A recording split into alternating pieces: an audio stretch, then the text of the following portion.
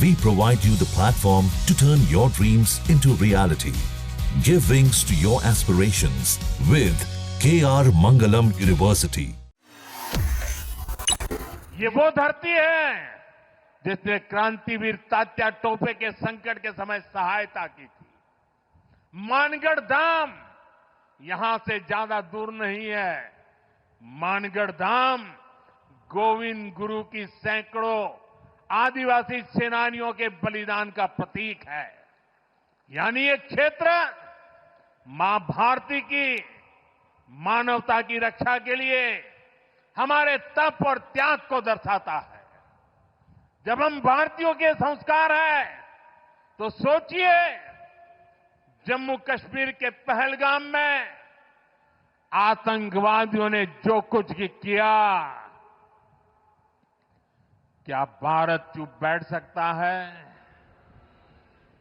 क्या मोदी चुप बैठ सकता है? जब कोई हमारी बहनों के सिंदूर को मिटाएगा तो उसका भी मिटना तय हो जाता है।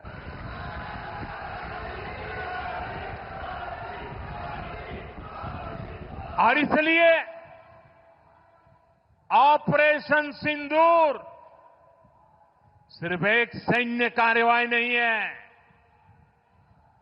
ये हम भारतीयों के संस्कारों, हमारी भावनाओं की अभिव्यक्ति है। आतंक फैलाने वालों को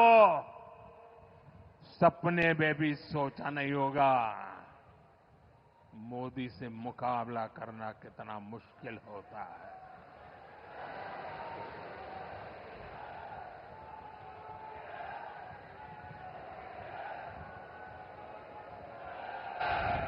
तिरंगा लहराते रहिए, तिरंगे की आन बान शान का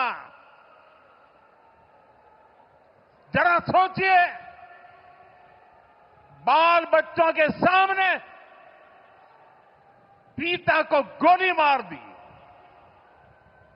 आज भी वो तस्वीरें देखते हैं तो खून खौल जाता है। आतंकवादियों ने 140 करोड़ भारतीयों को चुनौती दी थी। इसलिए मोदी ने वही किया जिसके लिए देशवासियों ने, आपने मुझे प्रधान सेवक की जिम्मेदारी दी। मोदी ने अपनी तीनों सेनाओं को खुली छूट दी और हमारे शूरवीर ने वो कर दिखाया जो दुनिया ने पिछले कई दशकों से नहीं देखा था। हमने सीमा पार चल रहे आतंक के 9 सबसे बड़े आतंकी ठिकाने उनको ढूंढ निकाला, अता पता पक्का कर लिया और 22 तारीख को उन्होंने जो खेल खेला था, 6 तारीख रात को 22 मिनट में हमने उनको मिट्टी में मिला दिया। भारत की इस कार्रवाई से बौखलाकर जब पाकिस्तानी सेना ने दुस्साहस दिखाया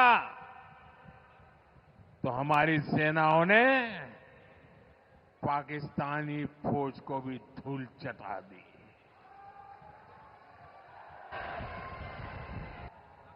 मुझे बताया गया यहां भी हमारे सेना के निवृत्त जवान बहुत बड़ी तादाद में आए हैं। हमारे कार्यक्रम में वो मौजूद है, मैं उनका भी सलाम करता हूं। मैं दाहोद की इस तपोभूमि से एक बार फिर देश की सेना के शौर्य को नमन करता हूं। साथियों, बंटवारे के बाद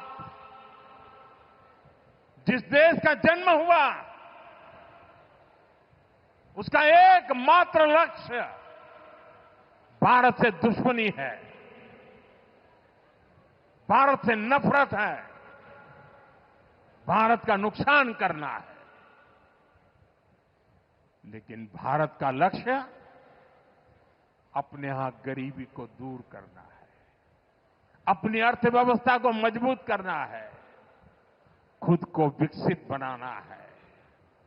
विकसित भारत का निर्माण तभी होगा जब भारत की सेनाएं भी मजबूत होगी और हमारी अर्थव्यवस्था भी दमदार होगी। हम इसी दिशा में लगातार काम कर रहे हैं। साथियों, दाहोद में बहुत सामर्थ्य है। आज का कार्यक्रम तो इसकी एक झलक भर है। मुझे आप सभी परिश्रमी साथियों पर पूरा भरोसा है, देशवासियों पर पूरा भरोसा है। आप इन नई सुविधाओं का भरपूर सदुपयोग करें और दाहोद को देश के सबसे विकसित जिलों में से एक बनाएं। इसी विश्वास के साथ एक बार फिर आप सभी को बहुत बहुत मैं बधाई देता हूं।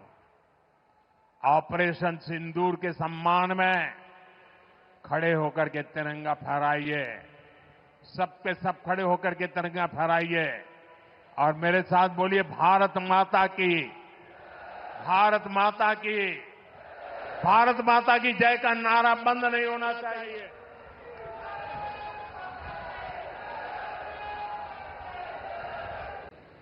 आज 26 मई का दिन है।